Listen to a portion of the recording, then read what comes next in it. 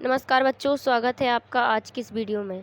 जैसे कि आप लोग जानते हैं कि एडग्रेड अभ्यास पुस्तिका मिल चुकी हैं और ये 6 एडग्रेड अभ्यास पुस्तिका मिल गई हैं और जिनको नहीं मिली हैं वो अपने स्कूल जा कर के ले लें और जिनको मिल गई हैं वो इस वीडियो के माध्यम से एडग्रेड अभ्यास पुस्तिका विज्ञान की कक्षा 6वीं की करें। ठीक है बच्चों, तो जो भी इस वीडियो के माध्यम से मैं आपको क्वेश्चन बताती जाऊं उनको याद करते चलिएगा, रिवीजन ज़रूर करते चलिएगा, क्योंकि फाइनल एग्ज़ाम में इसी बुक में से सारे क्वेश्चन आपके आने वाले हैं।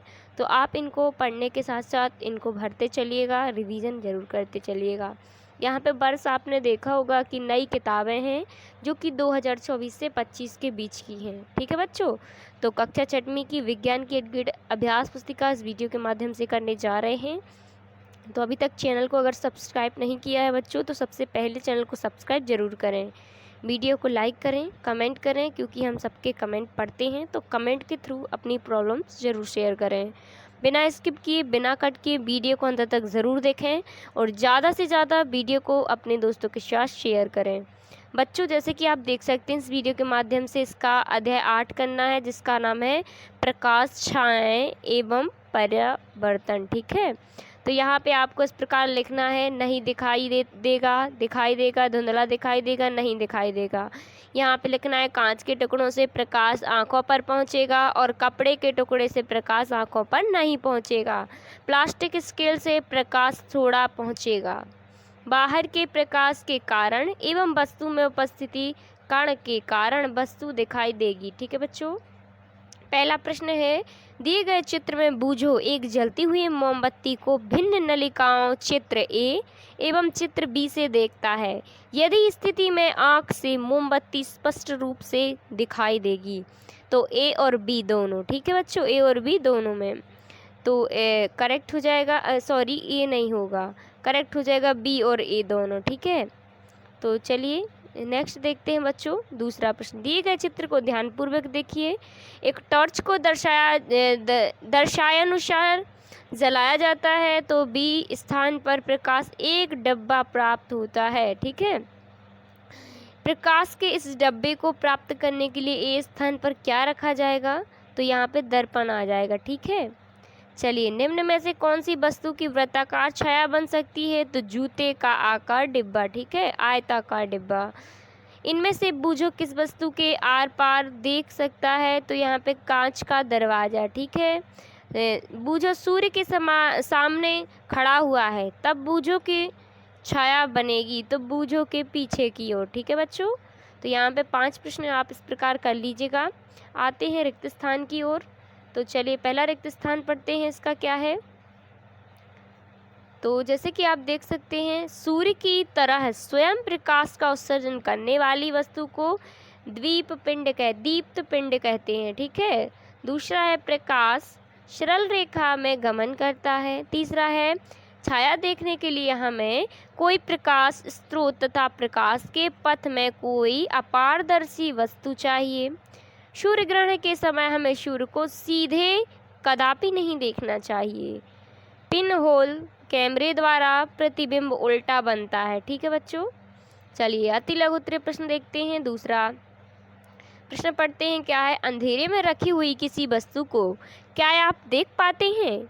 इनको देखने के लिए आप हमें किसकी आवश्यकता होती है, तो अंधेरे में रखी हुई वस्तु को हम नहीं देख पाते क्योंकि वस्तु को देखने के लिए प्रकाश की आवश्यकता होती है। किसी वस्तु की छाया कब और क्यों बनती है, तो जब प्रकाश के मार्ग में अपारदर्शी वस्तु आ जाती है तो वस्तु की छाया बनती है। चौथा है, पिन होल कैमरे में छवि निर्माण के लिए प्रकाश का कौन सा गुण जिम्मेदार है, तो प्रकाश का सरल रेखा में गति करना। इसके बाद 5वां प्रश्न है, बूझो ने अपने हाथों में पारदर्शी कांच प्लास्टिक की सीट ली है तो उसका प्रतिबिंब कहाँ बनेगा, तो प्रतिबिंब नहीं बनेगा क्योंकि पारदर्शी कांच प्रकाश को अपने माध्यम से गुजरने देता है। ठीक है, चलिए 6वां प्रश्न देखते हैं।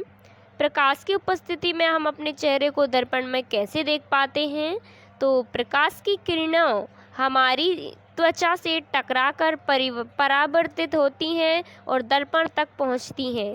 दर्पण की सतह पर एक किरणें वापस परावर्तित होती हैं और हमारी आंखों तक पहुंचती हैं, जिससे हमें अपना चेहरा दिखाई देता है।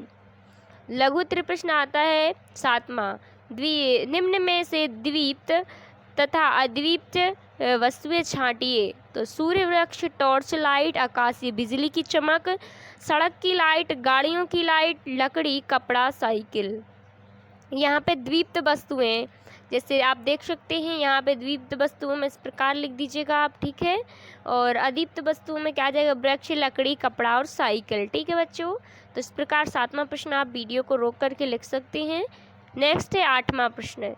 पहेली ने टॉर्च की रोशनी पारदर्शी कांच एवं दर्पण पर डाली तो उसे क्या अंतर दिखाई देगा। तो निम्न असर दिखाई देगा।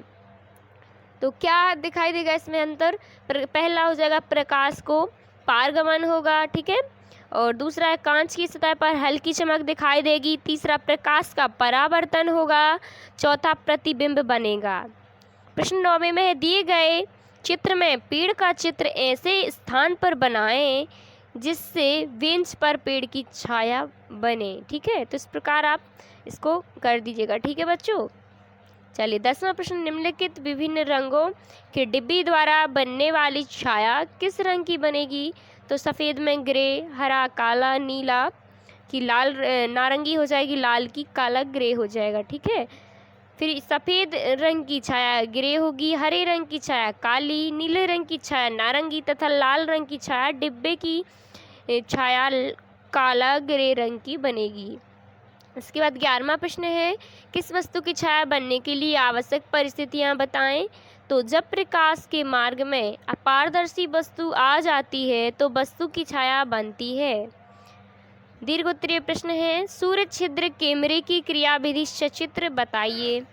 तो सूर्य छिद्र कैमरे में दो वृक्ष होते हैं जो एक दूसरे के अंदर खिसक सकते हैं और दूसरे बॉक्स पर ट्रेसिंग पेपर चिपका देते हैं। फिर बॉक्स के छिद्र में किसी ऑब्जेक्ट को आंख से देखते हैं और दूसरे बॉक्स को जब तक खिसकते हैं जब तक उस वस्तु की तस्वीर ना मिले। तो इस प्रकार आप यहाँ पे इस डायग्राम को बना सकते हैं। फिर प्रयोग के माध्यम से बताइए कि प्रकाश सरल रेखा गमन करता है।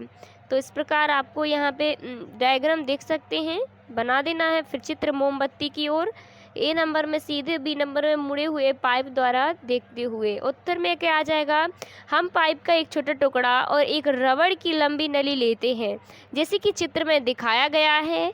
फिर हम बारी बारी दोनों पाइप से मेज पर रखी मोमबत्ती को देखते हैं तो हम पाते हैं कि सीधे पाइप से हमें मोमबत्ती स्पष्ट दिखाई देती है, जबकि मुड़े हुए पाइप से हमें मोमबत्ती दिखाई नहीं देती। अतः इससे यह स्पष्ट होता है कि प्रकाश एक सरल रेखा में गमन करता है, ठीक है। चलिए टिप्पणी लिखना है पारदर्शी वस्तुओं पे और पारदर्शी और पारभासी वस्तुओं पर, ठीक है। तो पारदर्शी वस्तुएं क्या हो जाएंगी, जिन वस्तुओं से सूर्य का प्रकाश आर पार चला जाता है पारदर्शी वस्तुएं कहलाती, जैसे कांच, हवा, वायु, पानी आदि। और अपारदर्शी क्या हो जाएगा, जिन वस्तुओं से सूर्य का प्रकाश आर पार नहीं होता अपारदर्शी वस्तुएं कहलाती हैं, जैसे लकड़ी, पत्थर, लोहा आदि, ठीक है। तीसरा पॉइंट, पारभासी वस्तुएं, जिन वस्तुओं से प्रकाश रूप से आर पार जाता है पारभासी वस्तुएं कहलाती हैं, ठीक है बच्चों। प्रोजेक्ट 1 आप देख सकते हैं, मेज, बल्ब, मोमबत्ती, पेन, दर्पण, टॉर्च, पानी, हवा। तो पारदर्शी क्या है, ठीक है, इसमें लिखना है। इसी प्रकार आप टिक कर सकते हैं, ठीक है बच्चों। तो 10 वस्तुएं हैं अपनी, तो इस प्रकार आप इनमें टिक कर दीजिएगा, ठीक है। चलिए प्रोजेक्ट नंबर 2 देखते हैं।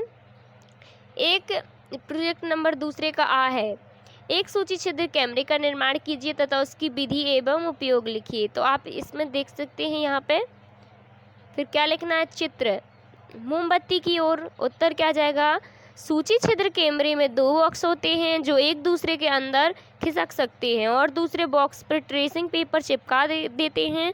फिर बॉक्स के छिद्र किसी ऑब्जेक्ट से आंख देखते हैं और दूसरे बॉक्स को जब तक खिसकते हैं तब तक उस वस्तु की तस्वीर ना मिले, ठीक है। दूसरा है, पेरिस्कोप का चित्र बनाइए व उपयोग लिखिए। तो पेरिस्कोप का चित्र आपको इस प्रकार बना देना है और यहाँ पे क्या लिखना है, पेरिस्कोप एक यंत्र है जिसके द्वारा हम अपने में छिपी वस्तुओं को देख सकते हैं। सैनिक है खाइयों में छिपकर मैदान पहाड़ों को देख सकते हैं और पनडुब्बियों में बैठे सैनिकों समुद्र तल का पर्यवेक्षण कर सकते हैं। ठीक है बच्चों, तो इस प्रकार हो गया है अपना 8वां अध्याय। मिलते हैं नेक्स्ट वीडियो में अध्याय 9 में। तब तक के लिए वीडियो को लाइक ज़रूर करें, चैनल को सब्सक्राइब करें बच्चों, और ज़्यादा से ज़्यादा इस वीडियो को अपने दोस्तों के साथ अभी शेयर करें। मिलते हैं नेक्स्ट वीडियो में अध्याय 9 में। तब तक के लिए थैंक यू, धन्यवाद बच्चों।